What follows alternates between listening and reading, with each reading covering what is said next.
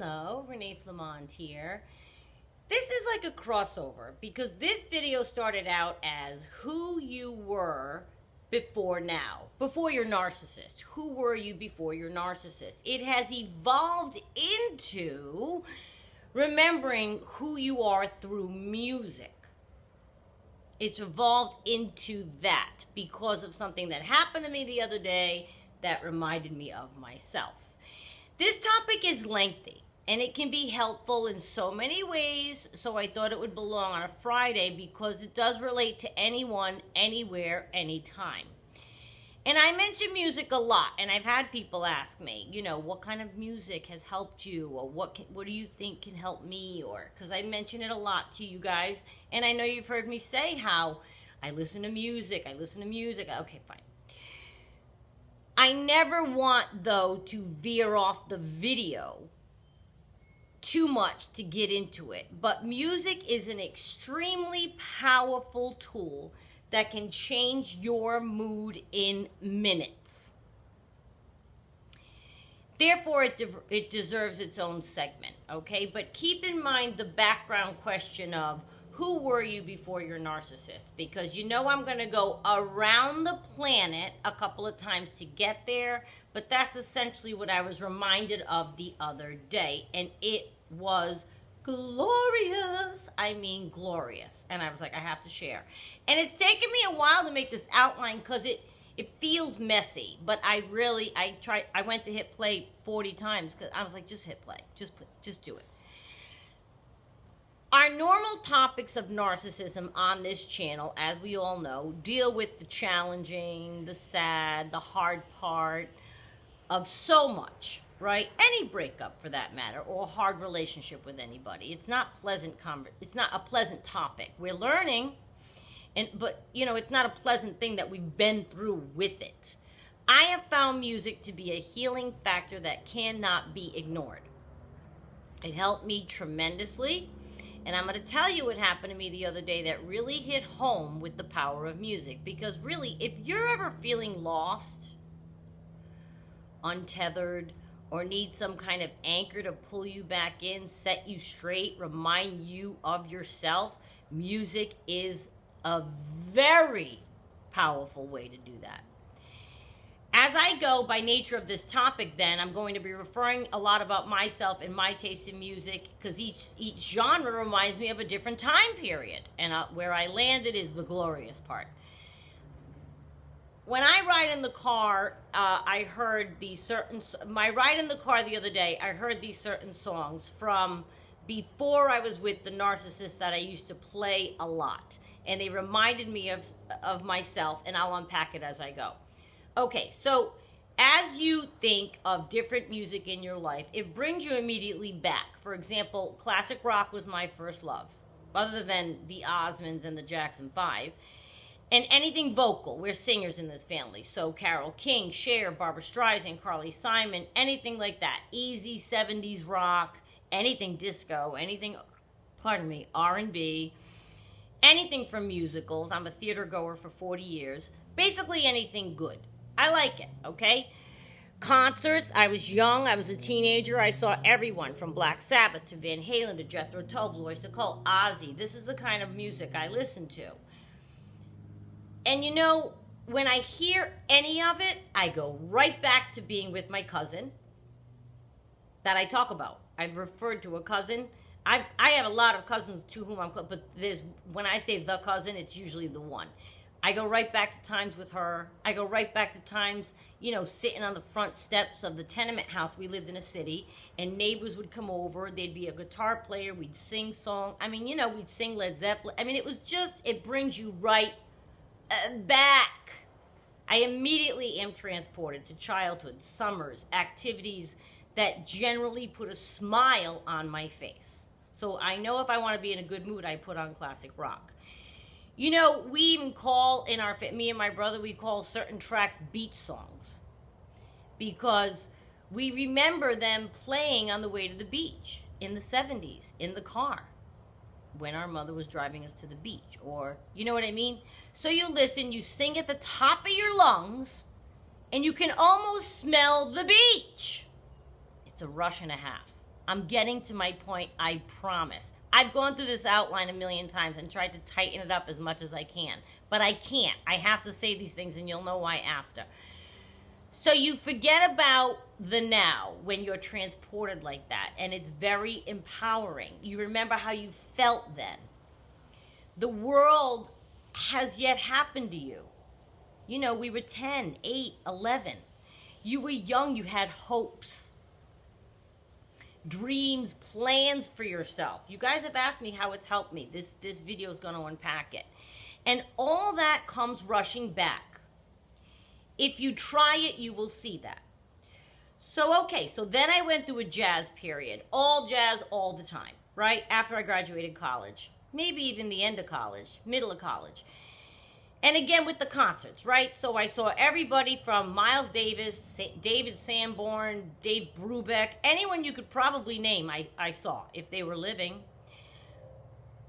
Okay, so when I hear jazz, I'm immediately transported back to the Newport Jazz Festival that we went to every summer up in Rhode Island for years.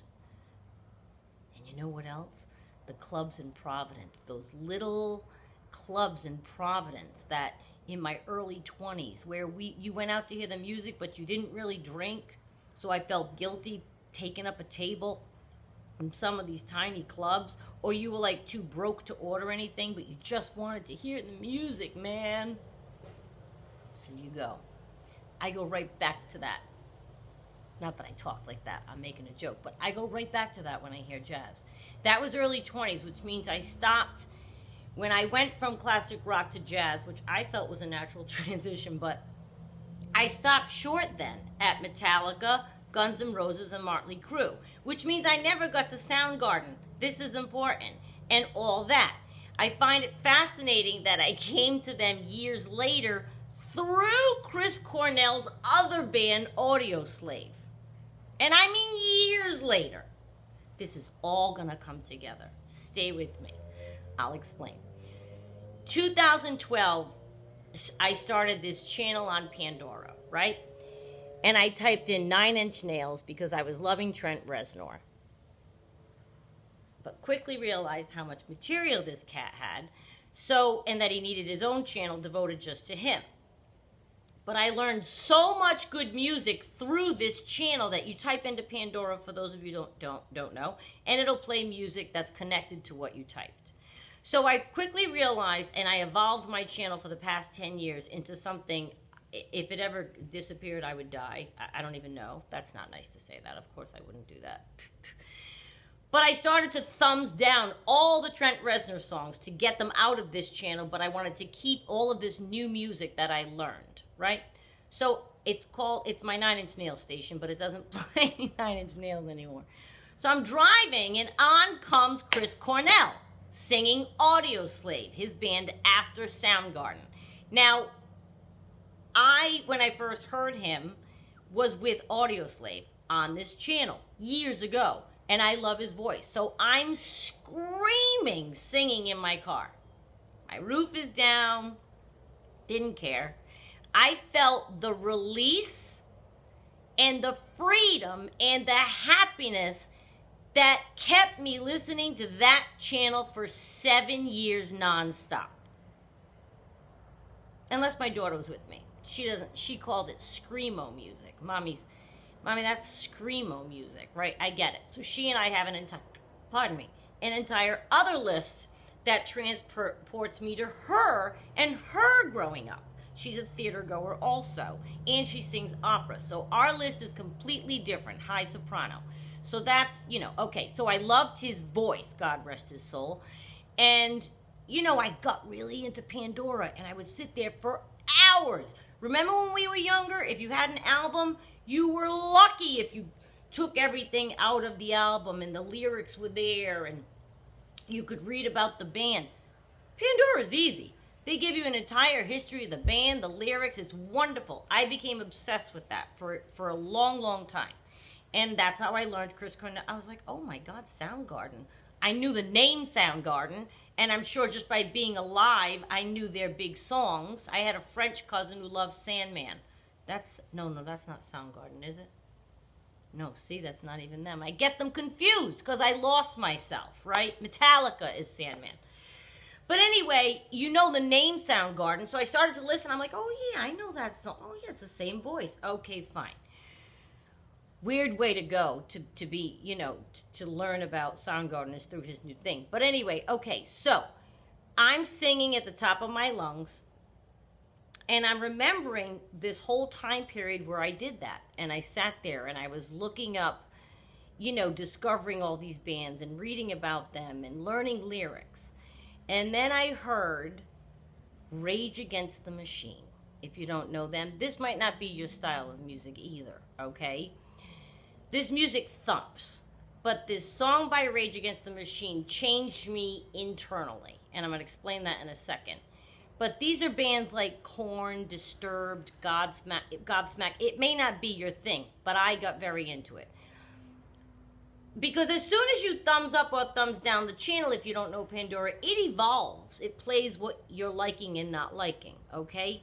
And I never knew anything new for many, many years because I would just listen to this. And then I landed on Eminem, which plays on this channel because I evolved it to do so, which led to a bunch more. Oh, I even wrote him a fan letter, everything. I decorated the envelope. Oh yeah, it became a joke with my friends because I would say, like, when I say decorated, I meant I drew a Sharpie border. I think he's a brilliant lyricist. It's not like I have a crush on, that's not what it is. I was just, as a writer, fascinated with how he writes, how everything is perfect. I called it Eminambic pentameter, I think is what I said in his fan letter. I just think he's brilliant. I can't believe how his mind works. So I became obsessed with that. But anyway, and then I went on a kick with him for a long time. But the music, all of this, represents a time in my life where I felt all powerful. I don't think I finished. It became a joke amongst my friends. I'd be like, but do you think he's going to answer me back? They'd know exactly what I was talking about. Do you think he's going to answer me back? It's a joke ongoingly for 10 years. I'll just randomly come out with it. Years might go by, a couple, and I'd be like, so he never wrote me back. Anyway, it was a letter, handwritten. Oh yeah, I sent them out to as many addresses I could find, and I kept one. I have one in case he ever calls me, I was going to say, and I could look it up and see what I said. That's hilarious, right? Grown woman. But he's brilliant. I can't help it. So the music represents a time in my life where I felt all powerful. I was raising a daughter. Even though I didn't listen to it with her, I would recharge and listen to it by myself or with friends if they were over, if she was at her dad's. Life was all about the positive energy and the talks and the lessons, and it was that whole time period. And the music made me feel tough and strong. Nothing is more powerful than rearing a human. Nothing for me has been more empowering than raising a human being. You're responsible for how they go out into the world. I took it very seriously. I still do. Okay? So when I heard this the other day, and okay, so to get back to Rage Against the Machine, because I want to tell you about the transformative song that changed me internally, I had never heard anything like it in my life. And by the few things I've told you, I have pretty hard rock taste, right? Never heard anything like it. It's called Killing in the Name. And at the end of it, and this cat screams through the song, grunts and all that. I love this song. At the end, the first time I heard it, I went, what? What's he singing? He's saying, F you, I won't do what you tell me. They're political. They have a lot to say about society, the world today. Their lyrics mean something. He wasn't talking to a girl. It's like a societal thing, But F you, I won't do what you tell me. Now, for someone like me, and he's singing it strong, to hear that, the first time I heard it was probably 10 years ago, to hear that and be someone who follows rules, does pretty much what's expected, this was transformative. I'm a people pleaser. With parents, with teachers, it doesn't matter. I even wrote an article on this song once because it made me feel that I was going to go forward in life and do what I wanted from now on and not be guided any longer by something other than myself. So after I'm screaming Audio Slave's Nail in My Hand, I don't know the name of the song, but that's what he's singing about. I'm screaming, singing it. And now I'm singing, F you, I won't do what you tell me. And now I haven't listened to this music in a couple of years. I felt all powerful again. Again, it's my life. I'm in control. I'm in control. No one else has a say. No one. I'm not saying you don't consider your children and things like that. I'm not saying that. What's the matter, baby? You okay? Here you go, mama. Okay, so no one else has a say. Being not anchored to someone can often make people sad. And I understand that. I know people like that, and I used to be like that. But you must see the power in it. And me deciding the other day, when I took a ride to go see my parents, I put on my old 9 Inch Nails station that doesn't play any 9 Inch Nails, and I reminded me of myself. Before this turmoil, before this mess that the narcissist brought me, I had reverted to disco and R&B for the couple of years when in that toxic relationship, and all but abandoned listening to my old stuff because the narcissist wasn't into this kind of stuff, okay? And I knew that, and I love disco and R&B, so that was fine. I love it a ton, so that was perfect. And I dance a lot, so I listen to that stuff, that's fine. I'm not going to make someone listen to something that they hate. You compromise. And after him, I listened to many songs that reflected the experience, right? You get sad, you go through that. Love on the Brain with Rihanna is a great one. Those lyrics, man. And Praying by Kesha. I think I know one other song she sings if you say it, but I know that song because a friend showed it to me. Rihanna, I worship. I want to be when I grow up. There's no one cooler on the earth. Oh, my God. But Kesha, this Praying, phenomenal words. Very strengthening song, Praying. So there's a ton more. And I sing a lot around here, so that's therapeutic. And if you don't try it loudly, doesn't matter how you sound. But whenever I took the ride the other day and decided to put on my favorite channel, see, I told you it can get messy, this topic, because I'm all over the place. But I'm trying to get to my point. Whenever I took that ride and decided to put on my favorite channel, out of the blue, because out of habit I've been listening to disco or classic R&B straight through from when I met the narcissist all the way to now. I love it. There's a lot of good stuff. I sing at the top. It's awesome. Are you kidding me? Love every minute of it. And it also brings me back to great memories of dancing with friends and family. And he didn't ruin disco and R&B for me, as is obvious by the fact that I kept playing it. I was just in the habit of listening to that. So the other day I was like, put on your favorite channel. I felt this sensation of power, independence, and comfort. You've got to have music that can do that to you. Think of your own path. That's why I went through this all. I want you to think of your own path. Where do certain things bring you? And if they're good places, listen to that. Do your Love on the Brain Rihanna thing. Do your Olivia Rodrigo's driver's license. That is unbelievable too.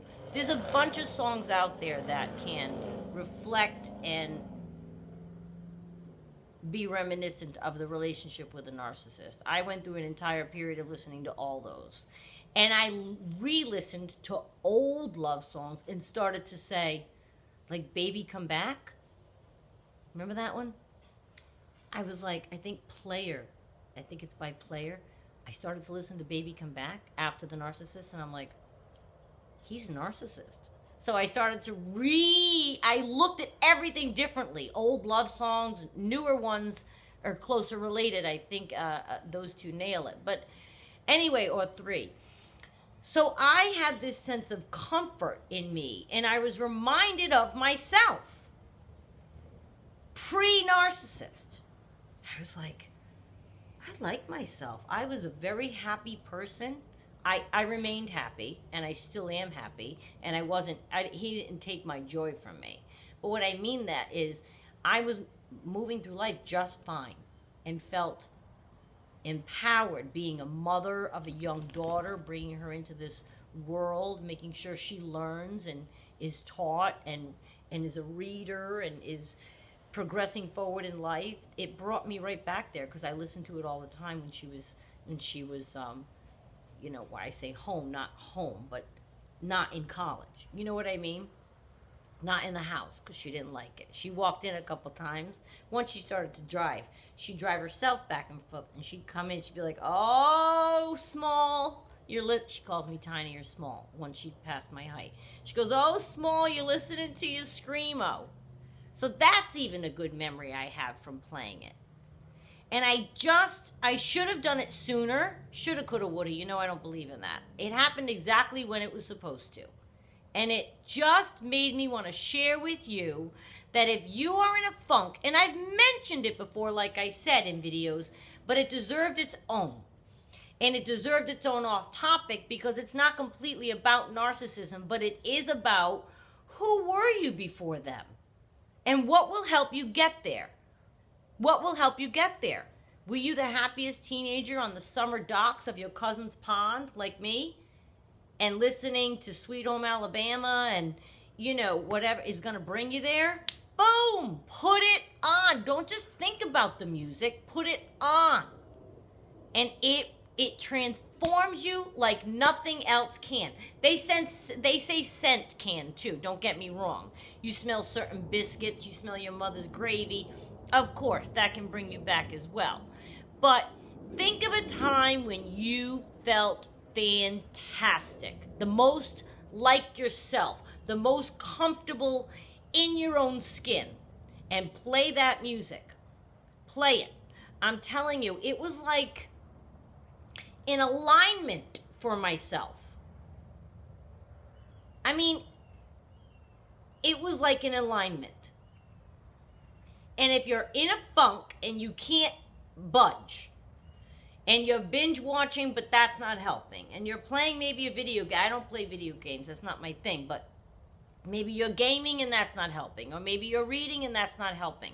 I am telling you, do not underestimate the power of music.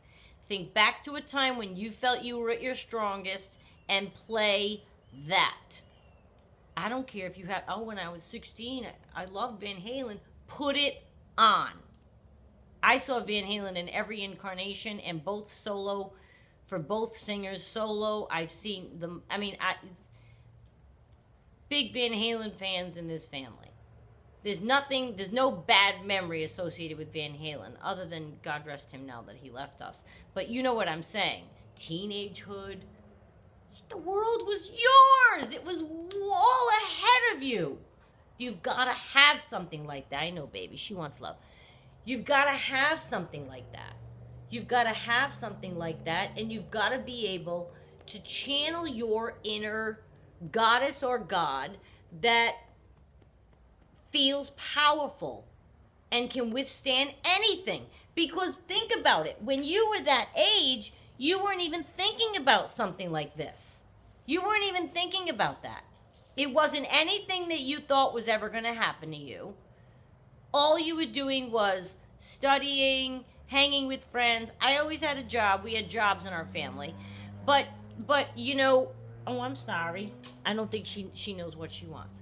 But, it brings you back to those are good times, simple times. Simple, all-American times. I go to teenagehood a lot because I think a lot of us, it was a freewheeling time. Even for those of us that work, you were teenagers. The world hadn't happened to you yet. Hopefully. I hope for you. because forgive me if something did happen to you that was bad. Pick another time in your life. Think it through. There's got to be a time when you felt the most strong, the most wonderful, the most at peace. Whatever kind of music it is, play it to death. When I tell you I listened to this station for 7 years straight, I mean it. Friends would come over and they'd be like, they got used to it, but they'd be like, can we listen to something else? But the station evolved to so many cool tunes that people ended up, they let me play it. They let me keep it on. And then I changed to disco and R&B, and I don't know, I just got into that habit and didn't listen to it anymore. I got in the car and put it on. I felt, you had to see me. I mean, if there was like a drone over Orlando, there was a girl, and I usually, you know, if it's daytime, I have a hat on, sunglasses, and I'm screaming, singing these songs. They're all tourists, whatever. I was having a blast. And I don't do it in a residential. I wait till I'm on a highway or whatever, but I'm telling you what, woo is how I felt. I know, honey, I'm sorry. That is how I felt. Look at me now. I can feel that way now just by thinking of how I felt when I listened to it the other day. Who were you before your narcissist? I'm telling you, remembering yourself through music is a great way to start. Again, I thank you. This has been my pleasure. Please go ahead and hit subscribe, like, and share. You never know how much you could be helping somebody else. And I thank you for watching. I really do. And I hope you go right now and you play something that you used to absolutely feel great when you listen to it. Alice Cooper. I just keep thinking of ones that I love. But anyway, go, try it. You never know. It's a Friday, right? So you have all weekend. Open up a Pandora app. It's free. That's the only thing in life I pay for to not get the commercials. It's like $5 or something. But you might get commercials, but it's a free app. You start a channel. Other people do Spotify, whatever. Whatever you do, start it. You have all weekend. Read about the bands. Read about the lyrics. You'll get all wrapped up. It kept my brain occupied for a long time. And it'll take your mind off other things. And you'll learn new music. And you'll be transported to the period where you felt your best. It works. I'm telling you. A lot of you have said to me, what have you done? You look happy. Big part of it has been music. But as I just listed, music's been a big part of my life, my whole life. Okay? But anyway, give it a shot. You got all weekend.